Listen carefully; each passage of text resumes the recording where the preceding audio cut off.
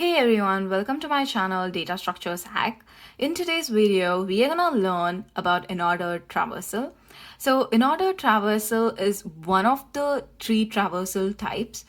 This is gonna be a part one video of all the traversals that we are gonna be covering in this channel. So let's dig into like what Inorder Traversal is and how we're gonna pictorially represent it. So in this video, we're gonna be using a couple of pieces from the game Catan.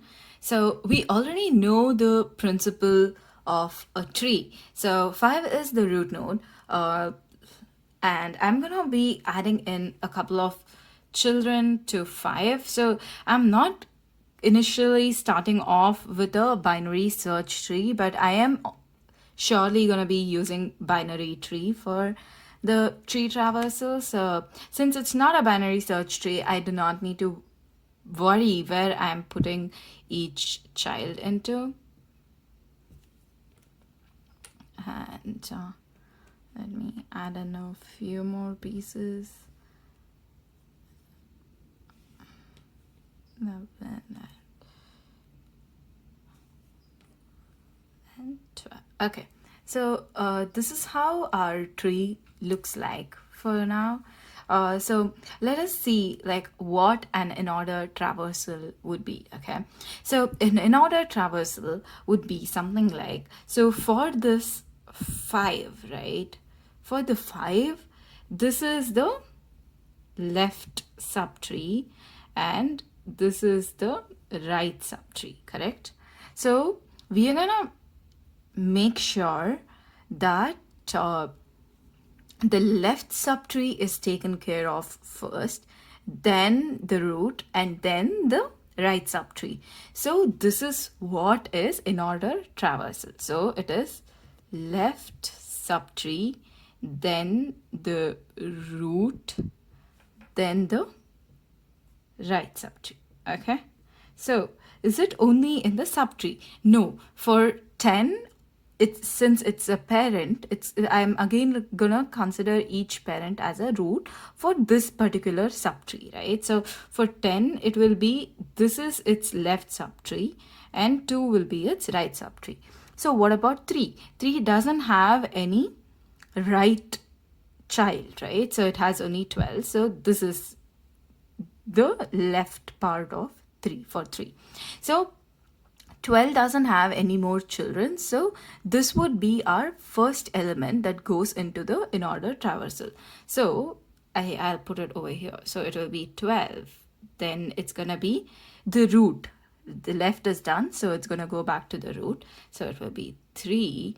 Then it is gonna go to the right, but there is no right child over here, so it will again, so that this left is done. For 10, the left subtree is done, so we're going to go to the root of that again, and then the right, so that will be 2.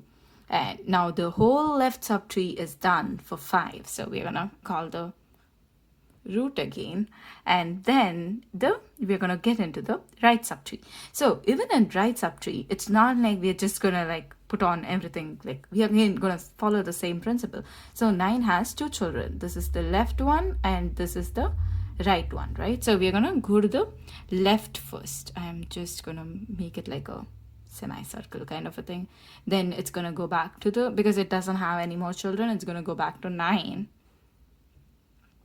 and then it's gonna go to 11, and there is nothing else left. So this is the Inorder traversal of the tree that we took for example. Okay, see, it's not very complicated. It is just that we need to understand that it recursively happens.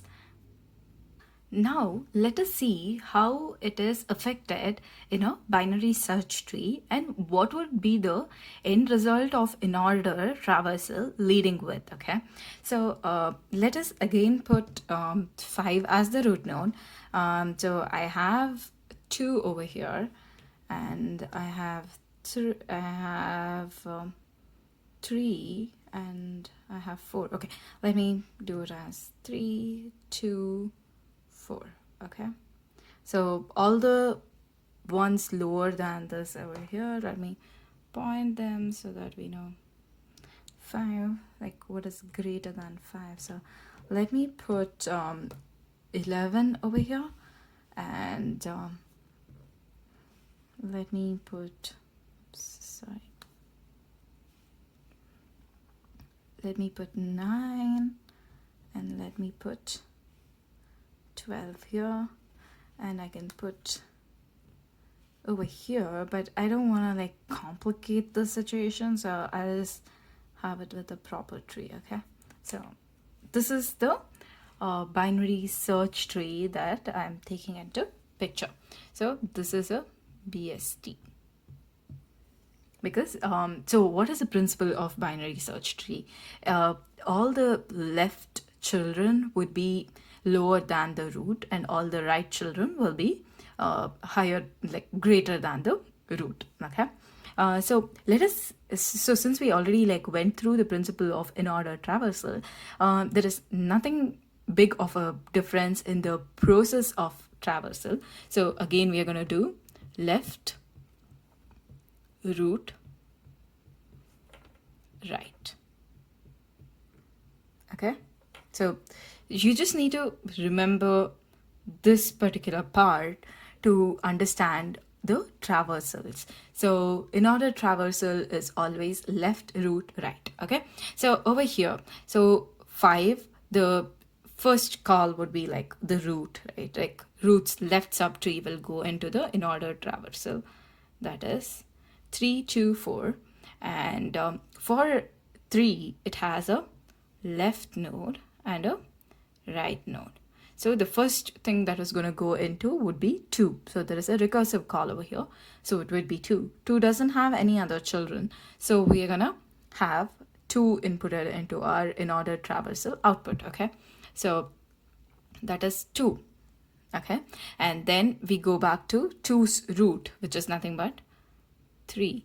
And 3 has a right child, so we're going to input that, because 4 doesn't have any other children, so it'll be 4. That's being like, basically like you'll be checking if the children are null, and like you'll be doing that. So that's in the coding way. So but this is clearly for understanding how it goes about.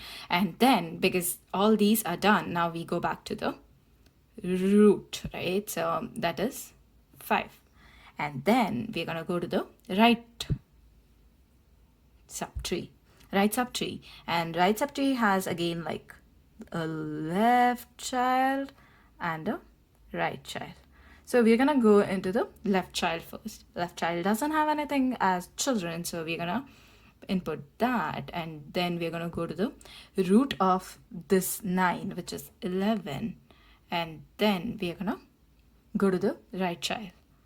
Because it doesn't have any other children, we're going to input that value, and the traversal is going to be complete. So when you look at the traversal output, we can see that it is in ascending order.